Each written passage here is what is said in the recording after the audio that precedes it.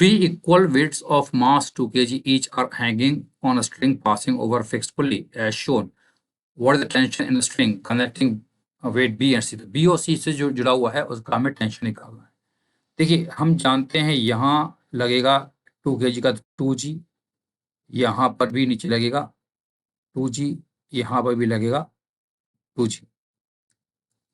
तो बेसिकली ध्यान से देखोगे आप तो ये बी और सी के दोनों के दोनों ब्लॉक नीचे जाएंगे और ये ऊपर जाएगा। तो अगर एक्सप्रेशन ए निकालना है तो इसका फॉर्मूला जानते हैं नेट पुलिंग फोर्स। तो राइट हैंड साइड में बी और सी का फोर्स है 2G and 2G that is 4G। Left में कितना है 2G। तो ये है net pulling force divided by total mass 2 + 2 + 2 that is 6। ये आ रहा है 4G - 2G that is 2G/6। It is nothing but G/3 metre per second square. ये हमने निकाली। अब हमें निकालना टेंशन। तो बी और सी के बीच का टेंशन निकालना है। तो मैं एक काम करता हूँ ब्लॉक सी का बनाता हूँ FBD। इसका वेट है 2G नीचे, यहाँ टेंशन हमें निकालना है और ये जा रहा है नीचे। तो 2G फोर्स है नीचे -T बराबर 2 × A। ए कितना है G/3। तो T कितना आएगा 2G - 2G/3। 3 × 2 that 6 - 2 4G/3। ये आंसर है 4G/3 न्यूटन। ये आंसर आएगा। तो 4G की वैल्यू कितनी है दैट इज 10। तो यहाँ पर T आएगा 40/3। It is 113.3 Newton. तो B is going to be the answer of this question. Tension T1 T2 निकालना है। देखिए हम जानते हैं यहाँ फोर्स लगा रखा है तो हम जानते हैं इनका एक्सप्रेशन सबका आगे की तरफ होगा दैट इज A ओनली। सबका एक्सप्रेशन सेम ही होगा। तो अगर आपको T1 निकालना है तो सिस्टम आप इन दोनों को ले लीजिए। तो T1 हो जाएगा total mass that is 3 + 12 × A यानी it is 15A। Equation number 1। T2 निकालना है तो मैं सिस्टम केवल और केवल 3 kg को ले लेता हूं। तो केवल फोर्स लग रहा है T2। तो T2 बराबर 3 × A। Equation number 2। हमें T1/T2 निकालना है। तो यहाँ डिवाइड करेंगे 15 और 3 तो इट इज 5/1। तो 5:1 D is going to be the answer of this question.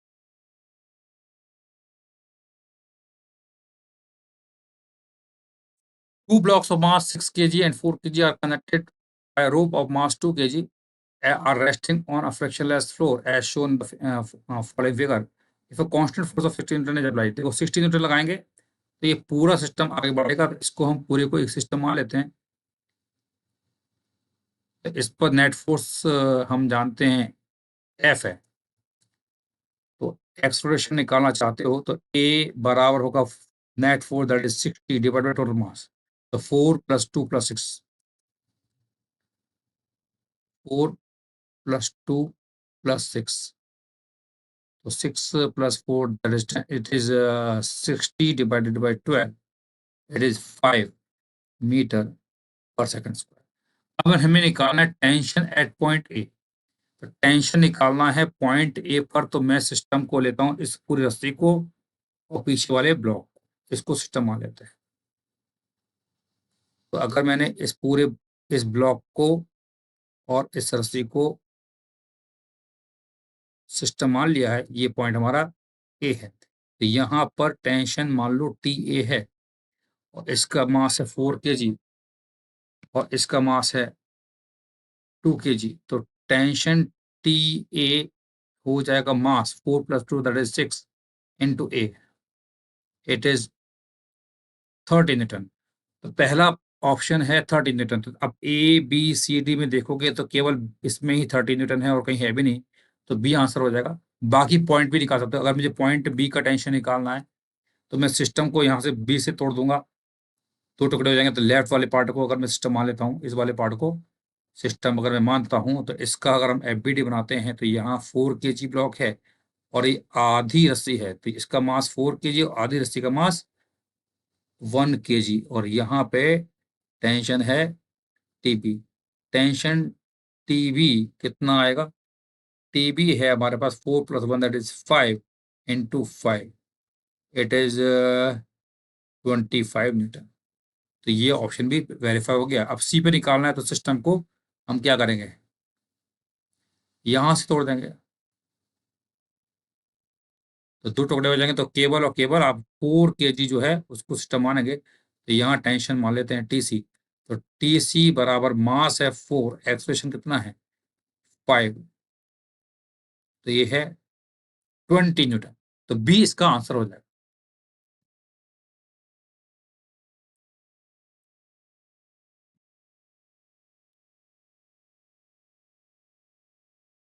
तो यहाँ पे फोर्स 3G है, यहाँ पर फोर्स होगा 1G, तो यहाँ 3G 1G, तो ये 3G बड़ा है तो ये नीचे जाएगा, ये ऊपर जाएगा। तो हमें निकालना है एक्सलेशन।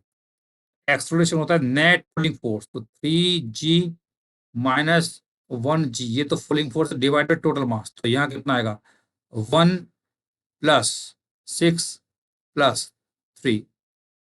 1 + 6 + 3 कितना आ रहा है?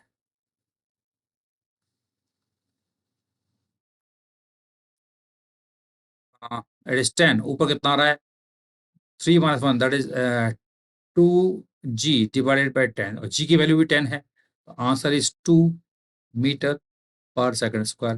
तो बी इसका आंसर हो जाएगा।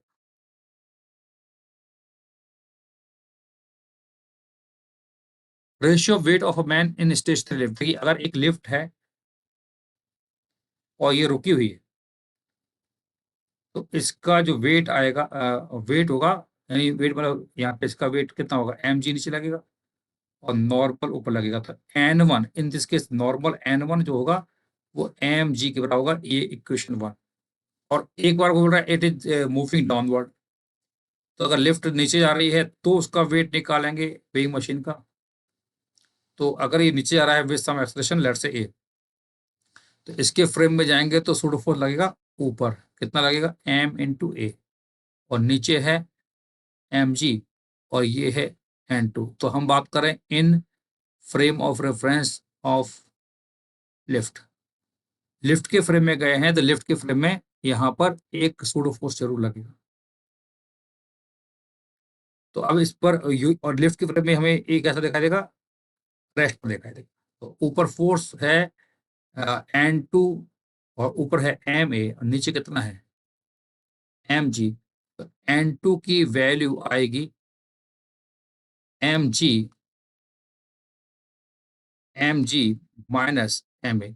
तो इसका जो रेशियो है यानी n1/n2 आपको दिया है। n1/n2 कितना आएगा? It is mg divided by mg minus ma और ये है आपका 3/2। तो यहाँ m से m उड़ गया, इसको ऊपर ले जाएंगे तो 2g और ये इधर जाएगा तो 3g माइनस 3a। तो a कितना आएगा 3g minus 2g that is g divided by 3 metre per second square. तो a की वैल्यू आ गई g/3 metre per second square. तो इसका आंसर a हो जाएगा।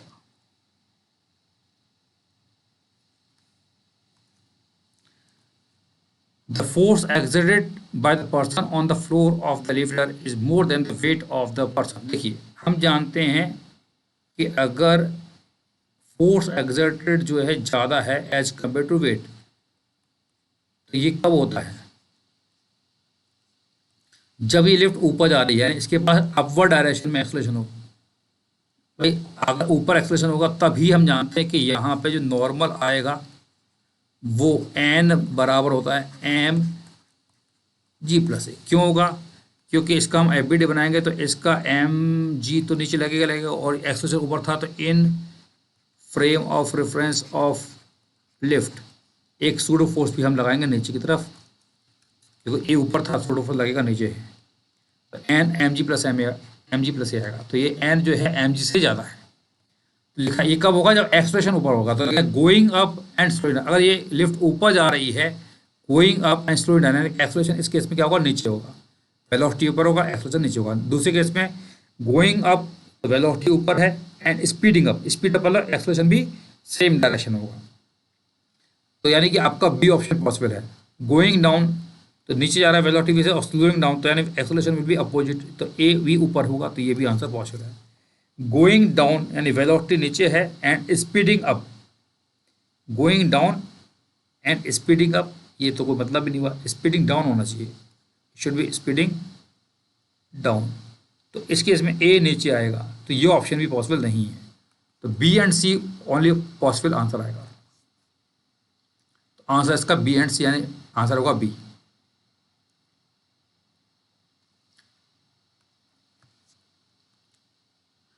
अब यहाँ पे force exerted by block A on block B, तो यहाँ पे मास ऑफ ब्लॉक ए आपको दिया हुआ है, इट इज 0.5। तो ब्लॉक ए का फोर्स, ब्लॉक ए के कारण बी पर फोर्स, यानी इनके बीच का नॉर्मल निकालना है। तो इसका अगर हम एफ बी डी बनाएंगे तो इसका वेट नीचे लगेगा, इट इज 0.5 इंटू जी, और यहाँ पर ऊपर लगेगा एक नॉर्मल, और ये जा रहा है नीचे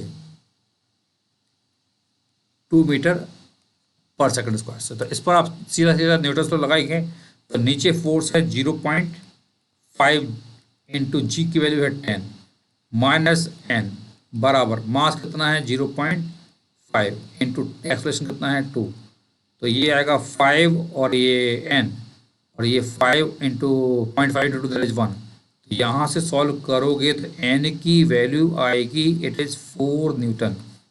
बी आंसर इसका हो जाएगा।